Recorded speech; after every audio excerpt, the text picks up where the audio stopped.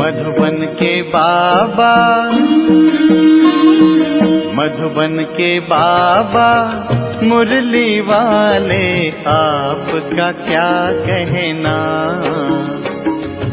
आपका क्या कहना। ओम शांति। आज 15 अक्टूबर 2023 के अव्यक्त बाप दादा के मधुर महावाक्य सुनेंगे, जिसकी रिवाइज डेट है 18 जनवरी 1996। मुरली का सार है, सदा समर्थ रहने की सहज विधि, शुभ चिंतन करो और शुभ चिंतक बनो। तो बहुत ही प्रेम और एकाग्रता से सुनते हैं आज के अव्यक्त बाप दादा के मधुर महावाक्य। आज स्नेह संपन्न स्मृति दिवस है। चारों ओर के बच्चों का स्नेह,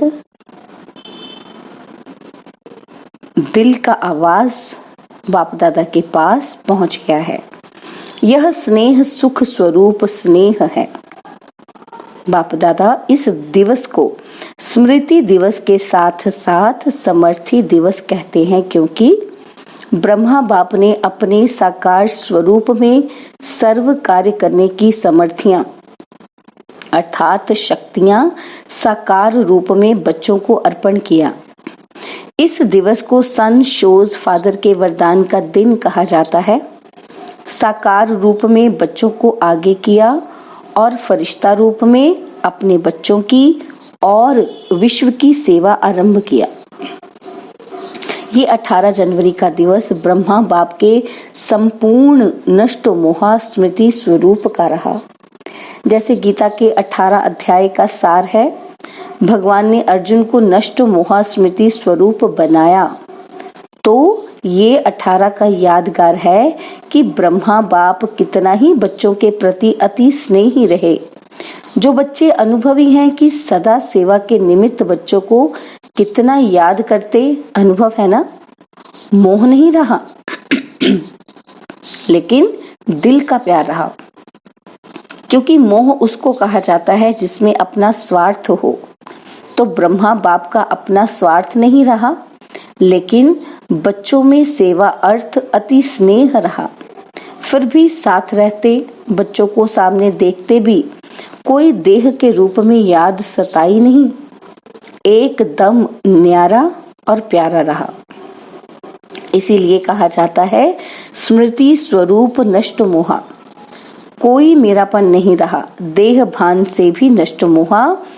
तो ये दिवस ऐसे फॉलो फादर का पाठ पढ़ाने का दिवस रहा। ये अव्यक्त दिवस दुनिया की अनजान आत्माओं को परमात्म कार्य की तरफ जगाने का रहा, क्योंकि मेजॉरिटी लोग ब्रह्मा बाप को देखकर यही सोचते या समझते थे कि इन्हों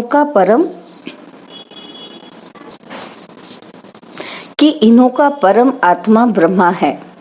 ये ब्रह्मा कुमारियां ब्रह्मा को ही भगवान मानती हैं, और ब्रह्मा ने साकार में पाठ परिवर्तन किया तो क्या सोचने लगे कि अभी तो ब्रह्मा कुमारियों का भगवान चला गया और ये ब्रह्मा कुमारियों का कार्य आज नहीं तो कल समाप्त हो जाएगा। लेकिन आप जानते हैं कि इन्हों का करण करावनहार ब्रह्मा द्वारा भी परमात्मा था, है और अंत तक रहेगा। तो ये परमात्मा कार्य है, व्यक्ति का कार्य नहीं है। ये पहचान ब्रह्मा बाप के साकार पाठ परिवर्तन होने के बाद समझते हैं कि इन्हों को कोई शक्ति चला रही है।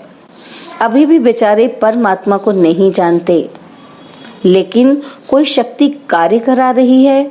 वो कौन सी शक्ति है उसको देख भी रहे हैं, सोच भी रहे हैं, और आखिर तो समझना ही है। तो किसका कार्य है? ब्रह्मा बाप का या परम आत्मा का ब्रह्मा द्वारा?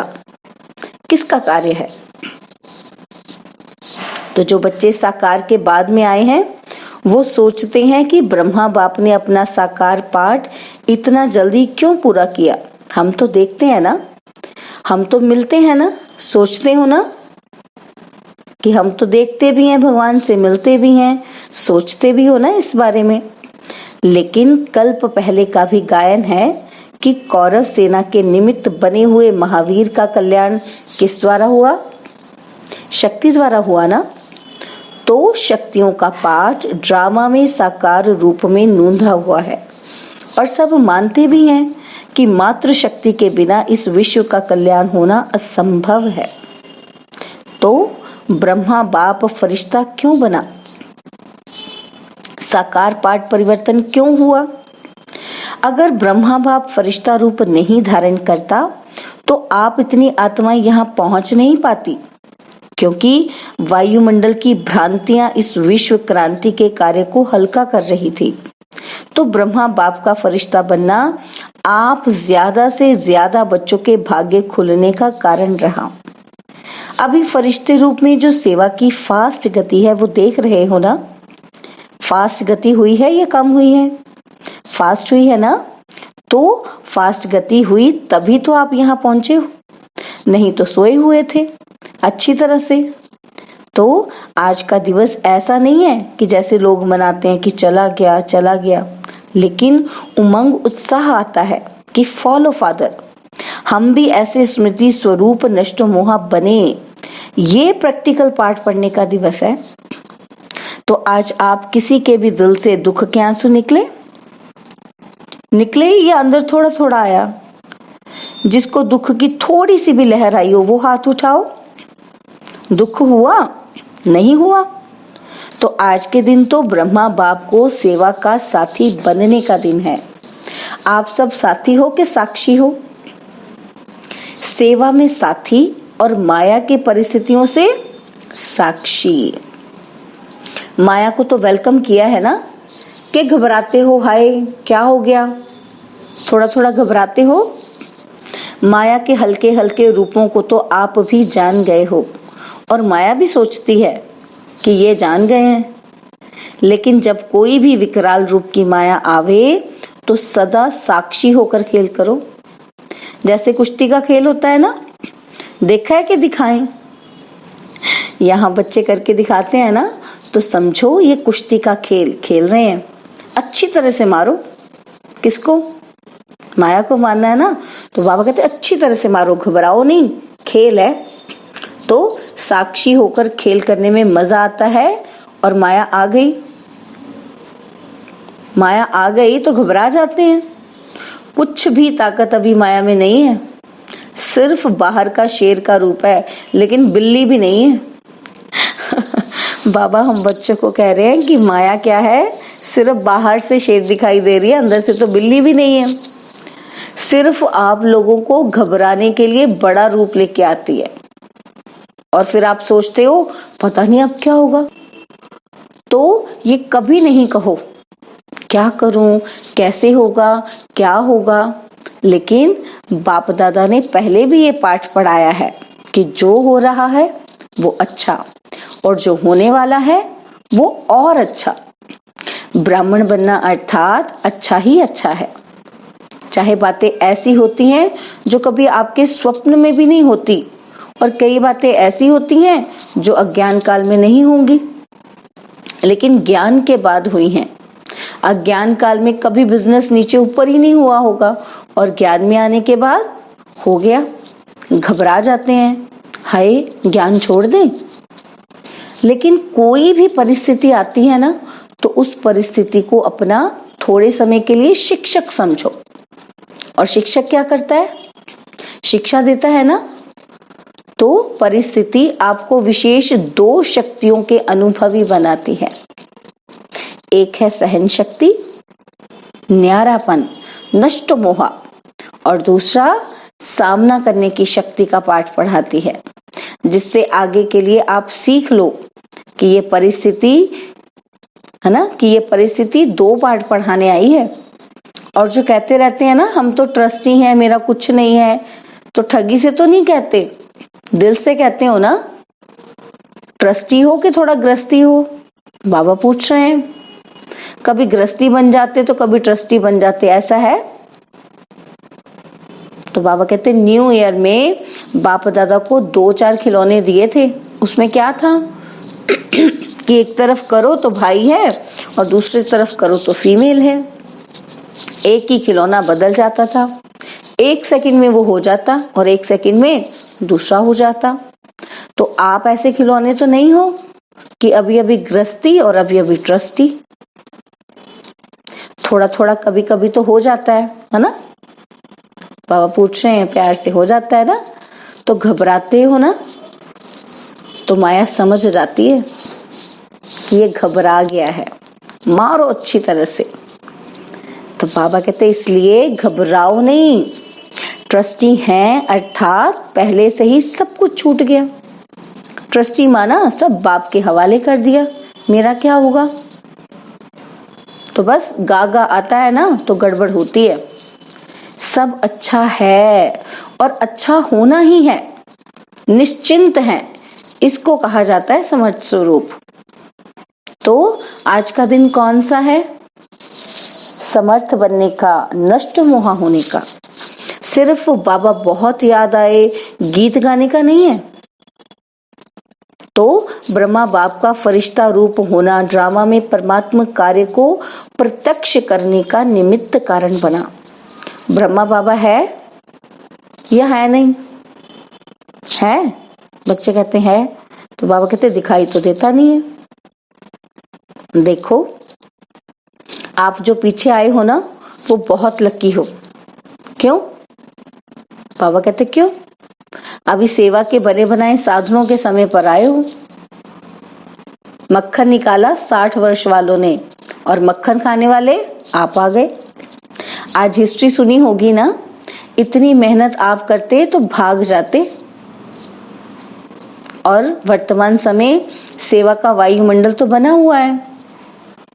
अभी चाहे प्रेसिडेंट है, चाहे प्राइम मिनिस्टर है, चाहे कोई भी नेता है, मेजॉरिटी तो ये मानते हैं ना कि कार्य अच्छा है। हम कर सकते हैं या नहीं वो अलग बात है, हर एक का अपना पार्ट है, लेकिन कार्य अच्छा है और ये कार्य और आगे बढ़ना चाहिए, यही कहते हैं ना। तो पहले क्या कहते थे पता है? पहले कहते थे कि ब्रह्मा कुमारियों की शक्ल भी नहीं देखना। अगर शुरू में निमंत्रण देने भी जाते थे ना तो दरवाजा ही बंद कर देते थे। तो आप तो अच्छे टाइम पर आए हो ना, सेवा का चांस ही बहुत है, जितनी सेवा करनी चाहो उतनी कर सकते हो। अभी सभी समझते हैं कि साकार ब्रह्मा के बाद भी ब्रह्मा कुमारियों ने सिल्वर जुबली भी बना ली, गोल्डन भी बना ली और अभी डायमंड तक पहुंच गए हैं। क्योंकि कोई भी बड़ा गुरु चला जाता है ना तो गड़बड़ हो जाती है, और यहाँ गड़बड़ है क्या? यहाँ तो और ही वृद्धि है, बढ़ता ही जाता है। तो इससे सिद्ध है कि ये कार्य कराने वाला बाप परमात्मा है, निमित्त माध्यम ब्रह्मा बाप है। अभी भी माध्यम ब्रह्मा बाप ही है, ये पार्ट अलग चीज है, लेकिन माध्यम ड्रामा में पहले साकार ब्रह्मा रहा और अभी फरिश्ता रूप में ब्रह्मा है। ब्रह्मा को पिता कहेंगे, रचता तो ब्रह्मा है ना। और तो पार्ट बीच बीच में बच्चों की पालना करने के लिए निमित्त हैं, बाकी रचता ब्रह्मा है और रचना के कार्य में अभी भी अंत तक ब्रह्मा का ही पार्ट है। तो आज सारे दिन में किसके पास माया आई? कोई पोत्रा दोत्रा याद तो नहीं आया? तो सदा ऐसे समर्थ रहो। और सबसे सहज विधि है 2 शब्द याद रखो। 2 शब्द तो याद रह सकते हैं ना, सारी मुरली भूल भी जाए लेकिन 2 शब्द याद रखो और प्रैक्टिकल में करते चलो। वो 2 शब्द जानते भी हो, कोई नई बात नहीं है। एक है शुभ चिंतन, नेगेटिव को भी पॉजिटिव करो, इसको कहते हैं शुभ चिंतन। नेगेटिव पॉजिटिव हो सकता है ना, और बदल सकते हो। सिर्फ चेक करो कि कर्म करते भी शुभ चिंतन चला। और दूसरा, सभी के प्रति शुभ चिंतक। तो शुभ चिंतन और शुभ चिंतक दोनों का संबंध है। अगर शुभ चिंतन नहीं है तो शुभ चिंतक भी नहीं बन सकते। इसलिए इन दोनों बातों का अटेंशन रखना। समझा? क्या करेंगे ये नहीं भूल जाना, क्योंकि अभी देखा गया कि बहुत ऐसी समस्याएं हैं। लोग हैं जो आपके वाणी से नहीं समझते, लेकिन शुभ चिंतक बन शुभ वाइब्रेशन दो तो बदल जाते हैं। और एक बात से मुक्त भी होना है। कौन सी? इस ब्राह्मण जीवन में मुक्त होने वाले होना। और मुक्त होने की 9 बातें बता दी। अगर इन 9 बातों से मुक्त हो गए तो 9 रत्न बन सकते हैं। तो आज बाप दादा एक बात की स्मृति दिला रहे हैं कि कोई भी कभी भी शारीरिक बीमारी हो, मन का तूफान हो, तन में हलचल हो, प्रवृत्ति में हलचल हो, सेवा में भी हलचल होती है, तो किसी भी प्रकार की हलचल में दिल शिकस्त कभी नहीं होना। बाप की दिल कितनी है? छोटी है क्या? बाप बड़ी दिल वाले हैं और बच्चे छोटी दिल कर देते हैं। बीमार हो गए तो रोना शुरू कर देंगे। दर्द हो गया, है ना? दर्द करते रहते हैं। तो दिल शिकस्त होना दवाई है। ये दवाई है जो दिल शिकस्त हो जाते हो। इससे बीमारी चली जाएगी कि बढ़ेगी? जब हिसाब किताब आ गया, दर्द आ गया, तो क्या होगा? लेकिन दिल शिकस्त होने से तो बीमारी को बढ़ा देते हो। इसलिए हिम्मत वाले बनो तो बाप भी मददगार बनेंगे। ऐसे नहीं कि रो रहे हैं, हाय क्या करूं, और फिर सोचो कि बाबा की तो मदद है ही नहीं है। मदद ही नहीं देते बाबा। मदद उसको मिलती है जो हिम्मत रखते हैं। पहले बच्चे की हिम्मत, फिर बाप की मदद है। तो हिम्मत तो हार ली और सोचने लगते हो कि बाप की मदद तो मिली नहीं, बाबा भी टाइम पर तो करता ही नहीं है। तो बच्चे ऐसे बोलते हैं, बाबा मदद ही नहीं करता, टाइम पे करता ही नहीं है। तो आधे अक्षर याद नहीं करो। बाबा मददगार है, लेकिन किसका? तो आधा भूल जाते हो और आधा याद करते हो कि बाबा भी पता नहीं महारथियों को ही करता है, हमको तो करता ही नहीं है, हमको तो देता ही नहीं है। बाबा कहते पहले आप, महारथी तो पीछे। लेकिन दिल शिकस्त नहीं बनो। और मन में कोई उलझन आ भी जाती है तो ऐसे समय पर निर्णय शक्ति चाहिए। और निर्णय शक्ति तब आ सकती है जब आपका मन बाप की तरफ होगा। अगर उलझन में होंगे ना तो हाँ ना इसी उलझन में रह जाएंगे। इसलिए मन से भी दिल शिकस्त नहीं बनो। और धन भी नीचे ऊपर होता है। जब करोड़पतियों का ही नीचे ऊपर होता है तो आप लोग उसके आगे क्या हो? वो तो होना ही है। लेकिन आप लोगों को निश्चय पक्का है कि जो बाप के साथी हैं, सच्चे हैं, तो कैसी भी हालत में बाप दादा रोटी, दाल रोटी जरूर खिलाएगा। 2-2 सब्जी नहीं खिलाएगा, दाल रोटी खिलाएगा। लेकिन ऐसे नहीं करना कि काम से थक के बैठ जाओ और कहो बाबा तो दाल रोटी खिलाएगा। ऐसे अलबेले या आलस्य वालों को नहीं मिलेगा। बाकी सच्ची दिल पर तो साहेब राजी है। और परिवार में भी खिटखिट तो होनी है। जब आप लोग कहते हो कि अति के बाद अंत होना है, कहते हो ना, तो अति में जा रहा है और जाना है, तो परिवार में खिटखिट ना हो ये नहीं होना है। होना है लेकिन आप ट्रस्टी बन, साक्षी बन, परिस्थिति को बाप से शक्ति लेकर हल करो। गृहस्थी बनकर सोचेंगे तो और गड़बड़ होगी। पहले बिल्कुल न्यारे ट्रस्टी बन जाओ। मेरा नहीं, ये मेरापन, मेरा नाम खराब होगा, मेरी ग्लानि होगी, मेरा बच्चा और मुझे, मेरी सास मेरे को ऐसे कहती है, ये मेरापन आता है ना तो सब बातें आती हैं। तो मेरा जहां भी आया वहां बुद्धि का फेरा हो जाता है, बदल जाते हैं। अगर बुद्धि कहीं भी उलझन में बदलती है तो समझ लो ये मेरापन है। उसको चेक करो।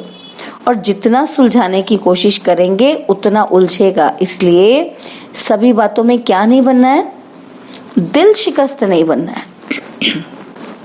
क्या नहीं बनेंगे? बच्चे कहते दिल शिकस्त, बाबा कहते सिर्फ कहना नहीं, करना है। भगवान के बच्चे हैं ना, तो ये तो पक्का वायदा है ना, इसको तो माया भी नहीं हिला सकती। जब ये पक्का वायदा है, निश्चय है, तो भगवान के बच्चे भी दिल शिकस्त हो जाएं तो बड़ी दिल रखने वाले कौन होंगे? और कोई होंगे? आप ही हो ना। तो क्या करेंगे? अभी समर्थ बनो और सन शोज फादर का पाठ पक्का करो, कच्चा नहीं पक्का करो। सभी हिम्मत वाले हो ना? हिम्मत है? अच्छा, चारों ओर के सर्व समर्थ आत्माओं को, सर्व माया जीत प्रकृति जीत आत्माओं को, सदा सन शोज फादर करने वाले बच्चों को, सदा दिल खुश रहने वाले बच्चों को बाप दादा का याद, प्यार और नमस्ते। हम रूहानी बच्चों की रूहानी बाप दादाजी को दिलवा चांद सिकवा प्रेम से नमस्ते। ओम शांति। प्यारे बाबा, मीठे बाबा, मेरे बाबा, शुक्रिया बाबा, शुक्रिया बाबा, शुक्रिया। तो आज विदेश वाले बच्चों को भी बहुत याद आ रहे हैं बाबा को। बाबा कहते चारों ओर मधुबन से मन की लगन लगी हुई है। बाबा दादा भी सभी बच्चों को सामने देख विशेष याद और सेवा का याद प्यार दे रहे हैं।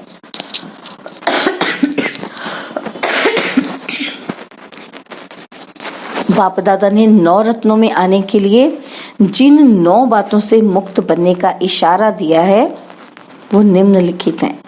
पहली बात है क्रोध मुक्त, और दूसरा व्यर्थ संकल्प मुक्त, लगाव मुक्त, परमत पर चिंतन और प्रदर्शन मुक्त, अभिमान व अपमान मुक्त, झमेला मुक्त, व्यर्थ बोल डिस्टर्ब करने वाले बोल से मुक्त, अप्रसन्नता मुक्त और अंत में दिल शिकस्त मुक्त।